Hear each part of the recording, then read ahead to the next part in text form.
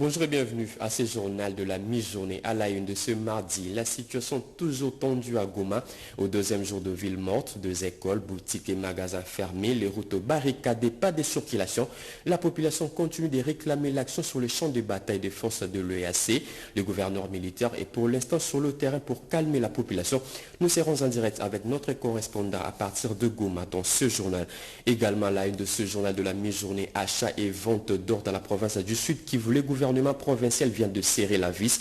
Tous les comptoirs des productions artisanales n'atteignant pas le nouveau plancher mensuel de 10 kg seront fermés. Également, tous les comptoirs exerçant dans la clandestinité et leurs responsables seront devant la justice. On en revient dans un instant. Et enfin, véritable course à la montre. Les ingénieurs de l'Office des routes qui exécutent les travaux de route reliant la commune de Mongafou à celle de Ndjili au niveau de Lemba Imbu n'ont plus que 42 jours pour finir le travaux et livrer cet ouvrage financé par le Fonds national de l'entretien routier. Une délégation de l'Office de route était sur le site pour se rendre compte de l'avancement des travaux. Voilà tout pour les sommaires. Mesdames et messieurs, encore une fois, bienvenue à vous si vous nous rejoignez la radio-télévision nationale congolaise. Ouvrons ce journal par cette nouvelle. Indaba Mining à 2023 a ouvert ses portes aujourd'hui en Afrique du Sud. Le président de la RDC, Félix Antoine Tshisekedi Tshilombo, qui porte la voix de son pays à ses assises et qui ont réuni 6500 participants, a du haut de la tribune condamné le pillage de minéraux de la RDC par le Rwanda au travers son soutien au mouvement rebelle du M23. Il a également présenté les opportunités d'investissement dans ces secteurs. Tension persistante entre Kinshasa et Kigali, les offensives du M23 dans l'est de la RDC. Les deux sujets ont été longuement débattus au cours d'un échange de 2 heures entre le président de la RDC, Félix Antoine Tshisekedi Tshilombo, et le président angolais Joao Lourenço. C'était à Luanda bien avant que le chef de l'État congolais s'envole pour l'Afrique du Sud. Suivez. Après les assises de Bujumbura, où les 6 chefs d'État de l'EAC ont jugé la situation sécuritaire préoccupante et ont exigé la fin des hostilités par le M23 et leurs alliés, le président de la République, Félix Antoine Tshisekedi Tshilombo, poursuit sans désemparer son périple, toujours à la recherche de la paix dans la partie est de la RDC.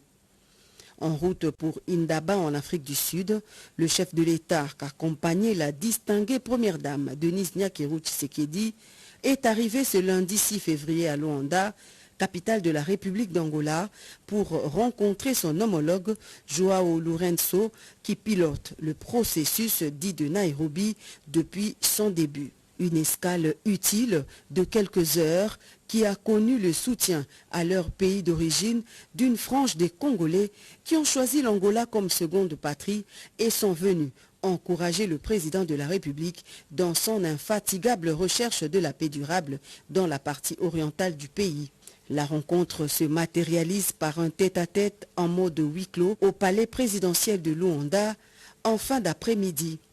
Il a été question pour les deux personnalités de discuter de l'évolution des rapports avec Kigali, mais surtout de la situation sécuritaire qui prévaut actuellement dans l'est de la République démocratique du Congo. Cette réunion intervient au lendemain de l'entretien entre les présidents Félix Antoine Tshisekedi Tshilombo et son homologue Denis Sassou Nguesso à Oyo, axé sur les mêmes faits. Rien n'a filtré de leurs entretiens de plus de 2 heures. Cependant, on ose croire que les deux interlocuteurs ont débattu des pistes des solutions susceptibles de rétablir la paix et la sécurité à l'est de la RDC à la lumière de la feuille de route de Luanda, eu égard au refus délibéré des troupes terroristes du M23 de se retirer des localités congolaises telles que exigées par le dernier sommet de Luanda. Ce qui prouve à suffisance le refus de son parrain de restaurer la paix aux Congolais de cette partie du pays épris de tranquillité. La question de la raison d'être de la force régionale de l'EAC déployée sur le front Est ferait également partie des matières contenues dans l'agenda du bref passage du président de la République à Luanda. À son retour à l'aéroport, quelques instants avant son décollage pour Indaba, en bon père de la nation, le président de la République a communié avec la communauté congolaise qui n'a pas manqué d'exprimer sa joie au chef de l'État et à son épouse.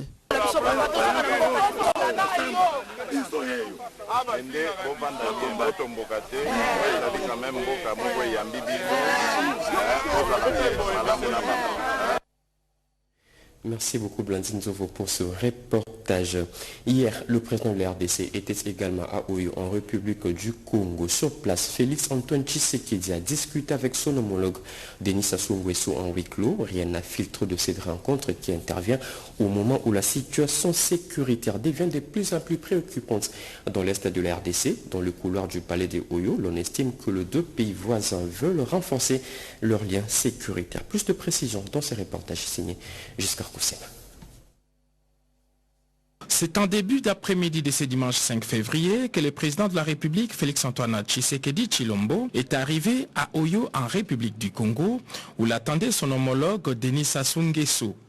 Les deux chefs d'État ont eu un entretien à huis clos pendant près de 3 heures au palais présidentiel. Rien n'a filtré de cette rencontre en tête-à-tête qui intervient au moment où la situation sécuritaire est de plus en plus préoccupante à l'est de la République démocratique du Congo. Dans les couloirs du palais des Oyo et au Mongaliema à Kinshasa, l'on estime que les deux pays voisins liés par la géographie et l'histoire ont intérêt à consolider leurs liens séculaires et à lever tout équivoque sur les questions sécuritaires transfrontalières. Après cette rencontre dominicale, le président Félix-Antoine Tshisekedi Tshilombo a regagné Kinshasa en début de soirée. Deux nouveaux ambassadeurs viennent d'être accrédités en RDC. Il s'agit de l'ambassadeur des États-Unis et celui de la République arabe d'Égypte. Les deux nouveaux diplomates ont présenté au président Félix-Antoine Tshisekedi Tshilombo leur lettre de créance. C'était à la Cité de l'Union africaine. Patrick Michel Moukoui. C'est sur une diplomate de carrière et de haut rang au sein de services des affaires étrangères que les États-Unis d'Amérique ont porté leur choix pour maintenir la flamme diplomatique avec la République démocratique du Congo, l'une de leurs vieilles amitiés. Lucie Timeline, nouvelle ambassadeur extraordinaire et plénipotentiaire des États-Unis en RDC, a présenté ce lundi ses lettres de créance au président de la République, Félix-Antoine Tshisekedi. Celui-ci les a chaleureusement reçus à l'image de relations stables qu'entretiennent les deux pays. Madame Timeline a démontré sa capacité à diriger et gérer les missions des États-Unis à l'étranger. Tout récemment, elle exerçait les fonctions de chargée d'affaires ad interim en l'ambassade des États-Unis à Khartoum, au Soudan. Les Béninois, comme les Centrafricains, l'ont aussi connue comme ambassadeur des États-Unis dans le passé. Elle a aussi assumé les fonctions de chef de mission adjoint aux ambassades des États-Unis au Portugal et au Tchad. Forte d'une expérience supplémentaire engrangée au sein de missions des États-Unis auprès de Nations Unies et de leurs agences spécialisées en tant que conseillère économique à la mission des États-Unis auprès de l'Organisation de coopération et de développement économique et commercial, Lucie Timeline fut également chef d'équipe pour la reconstruction provinciale à Erbil, en Irak.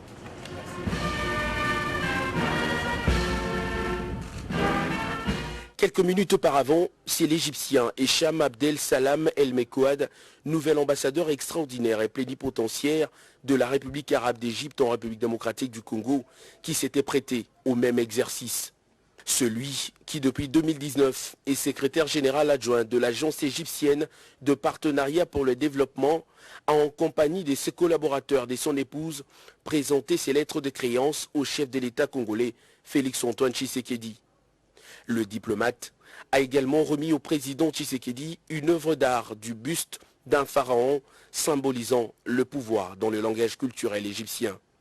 Ministre plénipotentiaire, chef de mission adjoint à l'ambassade de la République arabe d'Égypte en France entre 2014 et 2019, il fait pourtant ses premiers pas en diplomatie comme attaché diplomatique au département de l'Afrique de l'Ouest du ministère des Affaires étrangères. Hicham Abdel effectuera ensuite un passage en République centrafricaine comme attaché diplomatique de l'ambassade d'Égypte, mais également au royaume hachémite de Jordanie et en Inde.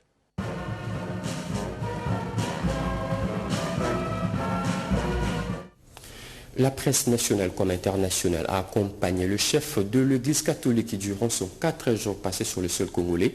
Ces chevaliers de la plume et des micros ont abattu un travail mémorable et appréciable, plus particulièrement la radio-télévision nationale congolaise qui s'est distinguée dans la retransmission en direct et sans faille de tous ces événements. Le ministre des tutelles a remercié toute la presse congolaise. On écoute le ministre des Médias et de Communication, Patrick Mouillère. J'aimerais vous remercier, vous féliciter, parce que vous avez été aussi formidable dans votre contribution pour la réussite de la visite papale. Vous étiez mobilisés dès les premières heures. À chaque fois que nous avons eu besoin de vous, vous l'avez fait. Nous voulons aussi rendre un hommage à la télévision nationale parce qu'ils n'ont pas dormi. Ils ont été au four et au moulin et ils ont transmis au monde entier les images que vous avez pu voir. Et donc il y a une dynamique qui a été amorcée. Nous souhaitons que l'après le passage du pape devienne la norme. Nous allons travailler pour nous assurer que la télévision nationale reste à ces niveaux des services, mais aussi qu'avec les médias, la qualité du travail qui avait été fait, il faut que cela se maintienne. Chaque fois que nous aurons des grands événements, c'est cela aussi qui fera les rayonnements de notre pays, la République démocratique du Congo. 2 actes de pillage ont été recensés hier à Goma lors d'une journée sous tension. 2 biens privés et publics ont été visés dans une communication. Le gouvernement central vient de hausser les tons et dit condamner ces actes de vandalisme. On écoute encore une fois de plus Patrick Mouillaya qui était hier devant la presse. Je voudrais d'abord commencer par condamner les actes des violences qui ont été observées à Goma. La frustration, elle est compréhensible, la colère aussi, au sujet de la situation sécuritaire. Mais une chose est d'être en colère, c'est légitime, mais une autre qui n'est pas légitime cette fois, c'est de revendiquer dans la violence en s'en prenant à des églises ou en essayant de piller ou d'extorquer des paisibles populations. J'ai eu un échange avec le gouverneur Ndima qui a fait les tours de la ville et qui m'a rassuré que les mesures sont prises pour essayer de contenir toute cette progression. La situation, elle est déjà difficile à Goma parce que vous avez compris que la stratégie de l'ennemi, c'est d'asphyxier cette ville et si il y a des attitudes comme celle qui a été observée. Cela ne pourra que faire les jeux de l'ennemi, parce que lorsque vous versez dans des activités de ce genre, une infiltration n'est pas loin, et vous savez quel est le discours que tient le Rwanda au quotidien pour justifier son inutile guerre en République démocratique du Congo. C'est dire qu'il y a une guerre ethnique, c'est dire qu'on s'en prend aux Tutsis. Il faut éviter justement que les infiltrés rwandais qui sont partout ne puissent profiter des événements de ce genre pour s'aimer des actes ou poser des actes qui finalement risquent de retomber sur les paisibles populations. Je le dis en titre, la situation toujours tendue à Goma au 2e jour de ville morte. Écoles, boutiques, magasins restés fermés, les routes barricadées, pas de circulation. La population continue de réclamer l'action sur les champs de bataille des forces de l'EAC. Le gouverneur militaire est pour l'instant sur le terrain pour calmer la population et une accalmie s'observe déjà. Notre confrère Blaise Poukou qui a adjoint un de nos correspondants sur place tout vers midi à partir de Goma. Pour le détail, suivez. S'est réveillé sous forme de troubles occasionnés par un mot d'ordre venu de quelques mouvements citoyens. Ils ont voulu que la ville ne puisse pas fonctionner pendant une semaine, réclamant l'action sur les champs de bataille des forces de l'EAC. Ainsi, ils ont barricadé les routes, brûlé les pneus sur les pavés, interdire toute circulation à taxi, à voiture, même à moto. Certains ont profité pour faire des vandalismes sur certains bâtiments d'école. Jusque-là, la situation est un peu trouble. Le gouverneur de province est descendu lui-même sur le terrain pour essayer de parler avec ceux qui s'amassaient par-ci par-là dans les grands carrefours et leur faire voir que l'action de barrer la route n'est pas profitable à la sécurité. Voilà donc la situation depuis ce matin et jusqu'au moment où nous sommes en train de parler, il est midi. La situation n'est pas encore très calme et il est entendu dans l'après-midi une accalmie. Vous dites que le gouverneur de la province est descendu dans les rues pour calmer la population. Vous croyez que son message a été entendu? Par moment, partout où il est passé, les gens ont essayé de baisser leur tension pour commencer à rouvrir les routes. Parce que pour l'instant, certaines jeeps de l'armée et de la police, même des jeeps privés sont en train de circuler sur certaines artères où le gouverneur est passé. La ville étant grande, il y a des manifestations spontanées des jeunes dans différents quartiers, notamment dans les quartiers Ndosho, dans les quartiers Keshero, spécialement au niveau des Majengo et Bourrené, où ça a été depuis le samedi chaud. Jusqu'à présent, la police n'a pas été déployée pour calmer les émeutes. L'armée aussi, les gens observent. On espère qu'ils vont recourir à la bonne foi pour permettre que la circulation puisse reprendre afin que les opérations, parce que ce matin, par exemple, il y a eu des convois qui allaient vers les opérations qui ont été bloqués par les routes que les jeunes ont barricadées. Selon le calendrier scolaire, aujourd'hui, c'est le début des examens pour les élèves du secondaire. Est-ce qu'ils sont descendus dans les rues pour rejoindre leurs écoles?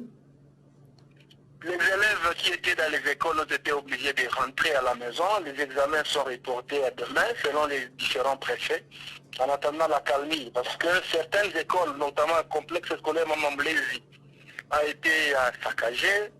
Il y a d'autres écoles qui ont vu cela et ont pu prendre des dispositions pour libérer les élèves afin de ne pas avoir de pire. De toutes les façons, il est difficile de comprendre qui est derrière le mouvement, qui a donné les mots d'ordre. Quand vous posez les questions aux acteurs de la société civile et même aux animateurs des mouvements citoyens connus, tous mis avoir donné l'ordre, mais l'ordre est venu d'un mouvement, on ne sait pas lequel. Et la plupart de ceux qui sont en train de barricader les routes sont des enfants de moins de 15 ans, mais alors, de 12 ans qui sont dans les routes. Alors, Stover, si on ne sait pas identifier les mouvements qui ont donné le mot d'ordre, c'est très dangereux pour la population, pour la sécurité de la population. Et c'est ça que l'autorité provinciale a dit, que l'ennemi peut utiliser certaines personnes qui ne veulent pas se faire identifier pour créer ce genre de choses, parce que les commandants de la police ville passent partout pour demander à la population de dégager les routes, de laisser les gens circuler. On ne connaît pas qui est derrière le mouvement. Ça peut être un jeu de l'ennemi. Et à l'allure où vont les choses, Tover, vous croyez que dans les après-midi, il y aura à calmer, parce qu'au moment où nous parlons, il est déjà 12h30 heure locale. Nous avons foi que la calmie sera là au regard de ce que nous venons d'espionner, parce qu'il est difficile de tourner avec une caméra. Les gens avaient difficile à accepter, de sécuriser les journalistes qui travaillaient. On fait les pieds. Déjà, comme à l'allure où vont les choses, on a foi que d'ici à 15h heure de Goma, tout redeviendra progressivement normal. Merci beaucoup, Tover, pour toutes ces précisions. Autre chose, construction de nouvelles infrastructures pénitentiaires pour décongestionner le prison à surpeuplement. Le programme des Nations Unies pour le développement PNUD veut mettre la main à la poche pour aider les RDC dans ces vastes programmes. La sous-secrétaire de cette organisation onusienne l'a dit hier à la ministre de la Justice, Rose Mutombo, au cours d'un échange. Joseph Oscar Mbalkaïch pour le détail. Cette visite a permis à la sous-secrétaire des Nations Unies, administratrice assistante et directrice du Bureau régional pour l'Afrique du PNUD, à Ouna Ezia-Konoa, de faire le point du partenariat qui existe entre le ministère de la Justice et les programmes des Nations Unies pour le développement PNUD. En clair, les deux parties ont échangé sur les réformes en cours dans le secteur de la justice en RDC, avec la construction et la réhabilitation des infrastructures qui sont pour la plupart dans un état vétuste et la gouvernance. RDC est un pays très riche, ces ressources ne bénéficient pas à toute la population.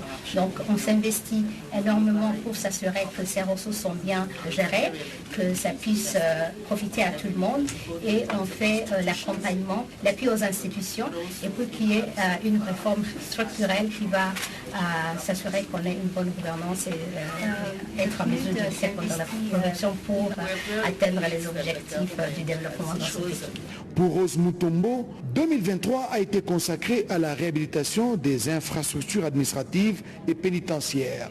La ministre d'État, ministre de la Justice, a saisi l'occasion pour faire le plaidoyer sur la situation sécuritaire à l'est du pays où les jeunes filles, les enfants ne savent plus aller à l'école suite à l'insécurité, ce qui constitue un obstacle au développement du pays. Elle a sollicité des seules interlocutrices de porter la voix de la RDC aux instances internationales basées à New York. J'en reviens sur ce que je disais au sommaire. Véritable course à la montre. Les ingénieurs de l'office de route qui exécutent le travaux de route reliant la commune de Mongafula à celle de Ndjili au niveau de Lemba Imbu n'ont plus que 40 jours pour finir le travaux et livrer cet ouvrage financé par le Fonds national de l'entretien routier FONER. Une délégation de l'office de route était sur le site pour se rendre compte de l'état d'avancement des travaux. C'est un reportage de Joël Makila. C'est sous un soleil accablant que le directeur général adjoint de l'office de route, Célestin Kotolo-Kele, a effectué une visite d'inspection des travaux qu'exécute son entreprise dans la commune de Mongafula, précisément sur le point chaud de la route située entre le quartier Tchad Plateau des Professeurs, Lemba Imbu. Sur place, s'exécutent des travaux d'entretien et de suppression de bourbiers ainsi que le rechargement sur ce point chaud pour relier la commune de Mongafula et celle de Ndjili. Ces travaux sont financés par les Fonds nationaux d'entretien routier FONER et cela pour une durée de 42 jours maximum.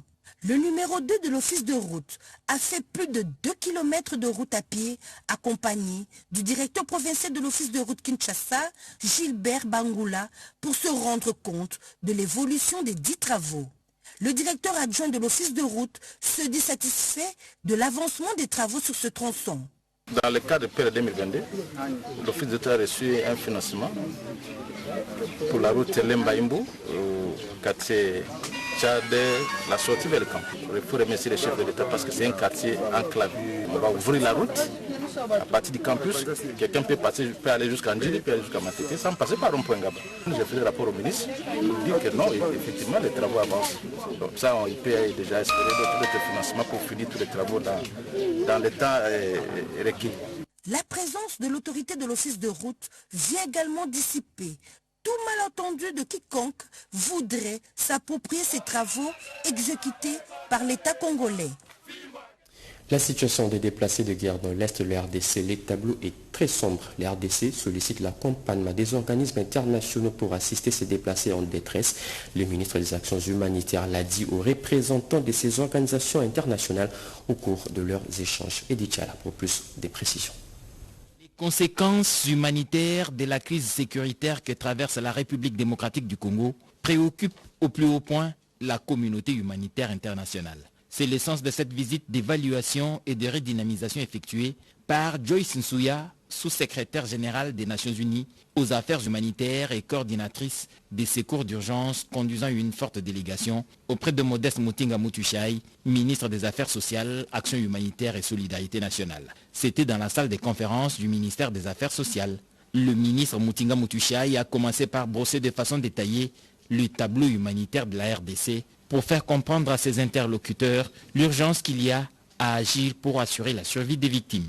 Le ministre dit attendre de ses hôtes une réponse humanitaire beaucoup plus rapide et efficace. Joyce Nsuya, sous-secrétaire générale de l'ONU aux affaires humanitaires et coordonnatrice des secours d'urgence, a circonscrit l'objet de sa visite en République démocratique du Congo. Nous avons reçu de sa part la présentation de la situation actuelle humanitaire en RDC, mais aussi les moteurs des différentes crises humanitaires en République démocratique du Congo. Le deuxième message, c'était aussi de renforcer l'engagement de la communauté humanitaire et des bailleurs que nous continuons encore à soutenir la République démocratique du Congo. On espère, avec cet engagement évident de la communauté internationale, que les populations déplacées de l'Est pourront connaître un soulagement de ces souffrances leur imposées. À 10 jours du lancement de l'opération d'identification et d'enrôlement des électeurs en Ituri, la population de ce coin a appelé à une cohabitation pacifique.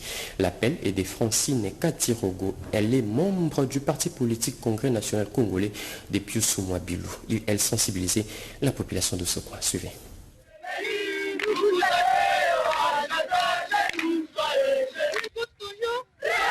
Parmi les missions dévolues à un parti politique, figure celle de l'encadrement de la masse pour l'éducation à la citoyenneté. Le Congrès national congolais CNC, en sigle, n'a pas dérogé à la règle. Francine Katirogo se lance dans une campagne de sensibilisation des populations de Komanda, Marabo et Irumu pour un enrôlement massif à 10 jours de cette opération prévue le 16 février sur toute l'étendue de l'Ituri. Ces cadres et femmes battantes du parti politique cher à Pius-Soumoua Bilou prône la réconciliation et la cohabitation pacifique de toutes les communautés du territoire du Roumo. Une façon pour elle d'appuyer les efforts de paix consentis par l'administration militaire pour le retour définitif de la paix. En Ituri, touchée par son cœur de générosité, Francine Katirogo a offert des sacs de riz aux scouts de Bounia, question d'encourager tout mouvement de la jeunesse.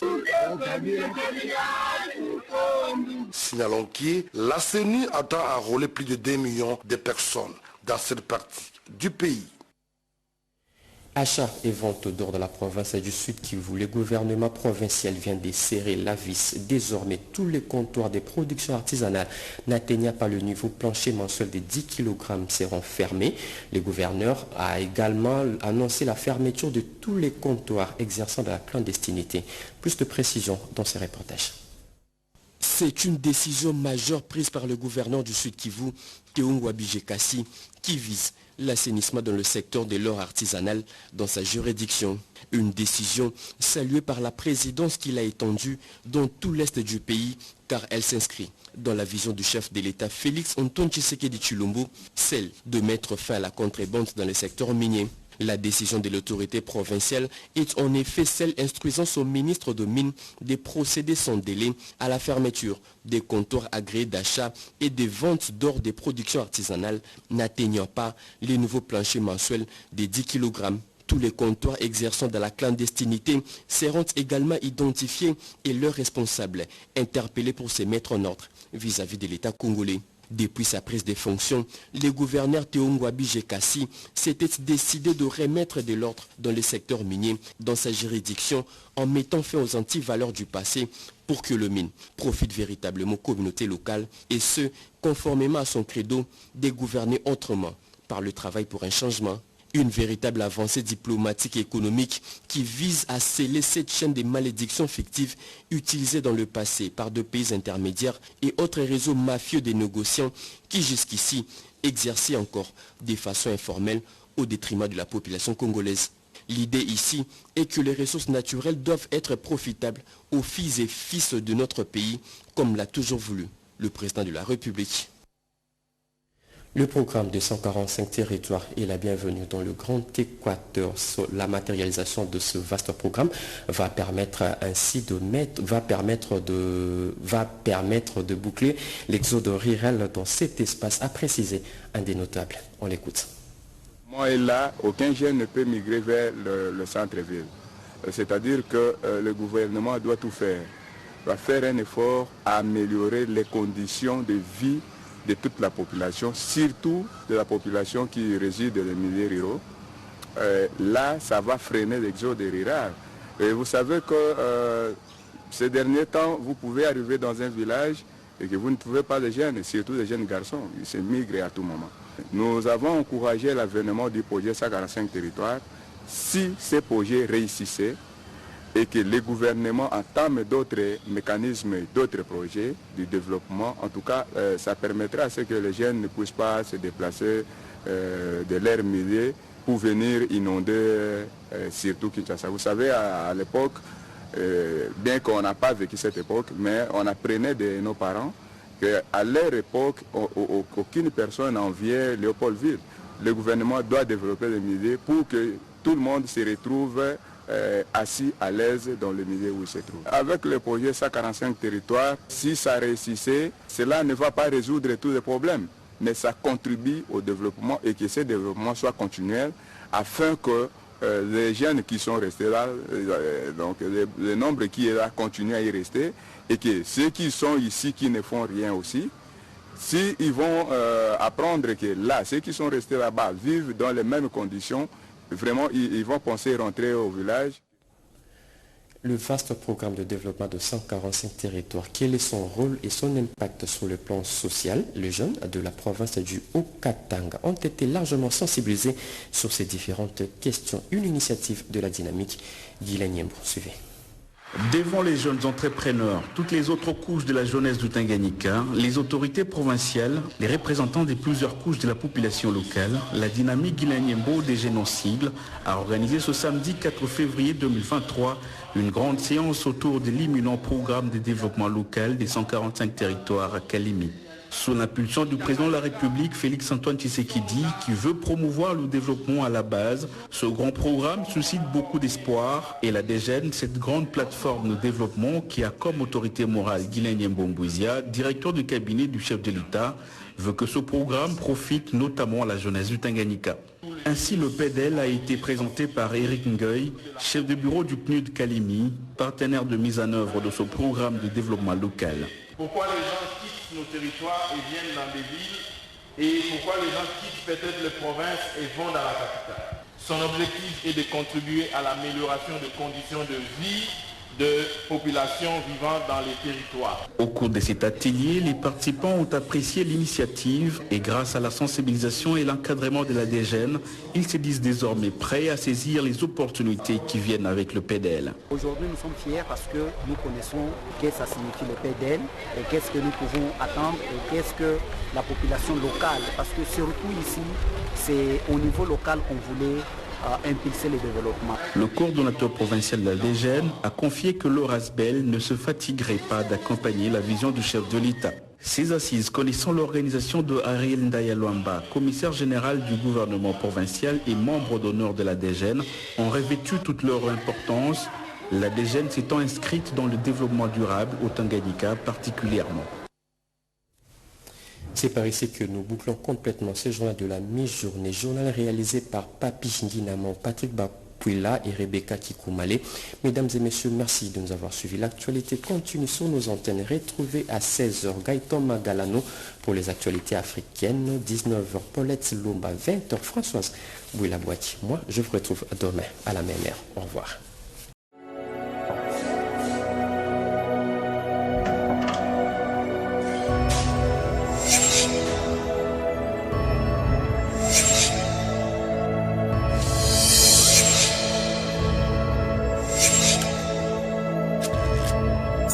Abonnez-vous sur Pifo Télévision, vous informer sur notre devoir.